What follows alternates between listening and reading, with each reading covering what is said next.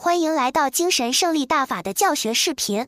从这一期视频开始，我们要进入精神胜利大法进阶课程的学习。为什么我们要学习进阶课程呢？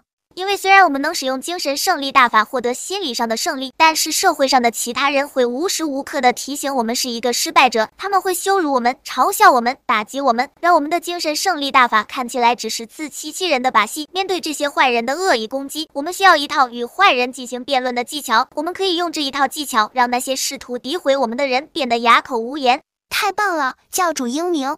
好了，开始进阶课程的第一课，这一课叫做证据选择术。既然要辩论，那么第一步当然是搜集论据。首先我们要知道，事物往往具有多面性，有些事实对我们的观点有利，而有的对我们不利。我们要重点突出和强调那些对我们有利的事实，对于不利的事实，我们要学会刻意的回避，因为有可能你的对手并没有掌握这些对我们不利的因素。首先我们要掌握的第一个技巧就是选择性的呈现事实。面对一个事实的多面性，我们要精挑细选出事实当中对我们有利的部分进行刻意强调，而且要有意的把对我们不利的那一面隐藏起来。举例，论证某种药物有效。自从我们使用这种药物以来，相关疾病的治愈率提高了，这证明了药物的有效性。事实是，虽然治愈率提高了，但是副作用很大，没有治愈的患者因为副作用而病情加重。这个例子只强调治愈率，隐藏了这个药品有害的一面。举例，论证经济政策成功。我们国家的过去多年经济增长显著，这证明我们的经济政策是成功的。事实是，虽然经济快速增长，但是同时存在很多经济问题，如贫富差距增大、失业率上升等。这个例子，我们选择性的呈现经济增长的事实，刻意回避了经济问题。好的，接下来的我们学习下一个技巧，选择性的呈现数据。统计数据是一个很强大的论据，但是我们要明白不同的统计维度和角度得到的数据是不一样的，因此我们要挑选那些对我们最有利的数据进行呈现。举例，证明教育制度改革成效。新的教育制度实施后，今年毕业生就业率提高了5%，显然这个制度是有效的。事实上，今年的毕业生人数比去年下降了10%，由于毕业的人少了，所以就业率提高了。这个例子精妙在隐藏了毕业人数的统计，只强调就业率这个数据。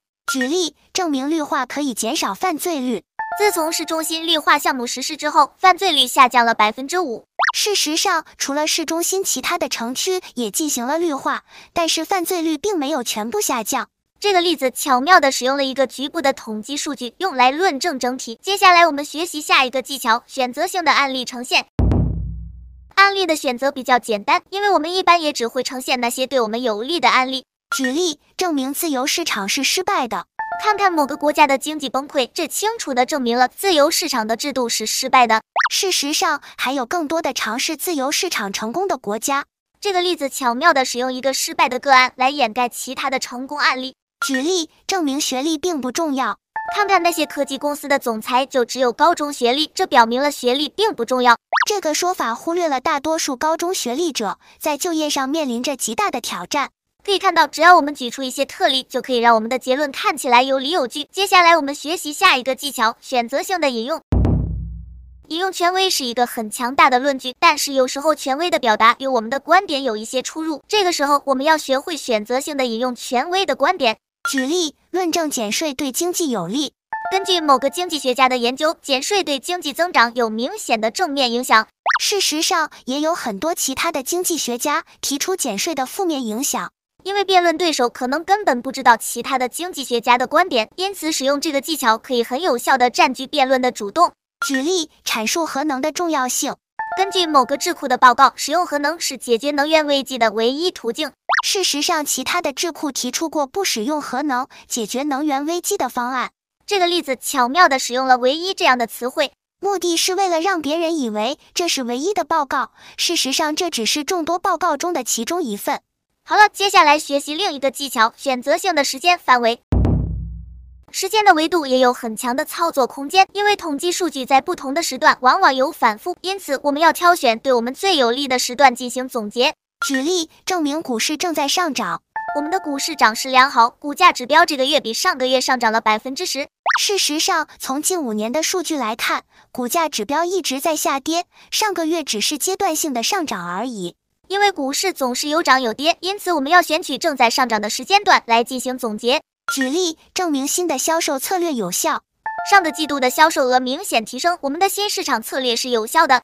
上个季度是销售旺季，因此销量有所提升，并不能证明是销售策略的成功。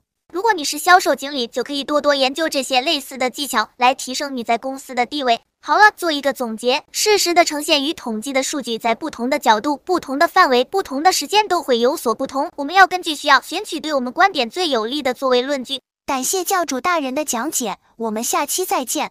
等一下，你好像漏了精彩2个字啊！感谢教主大人的精彩讲解，我们下期再见。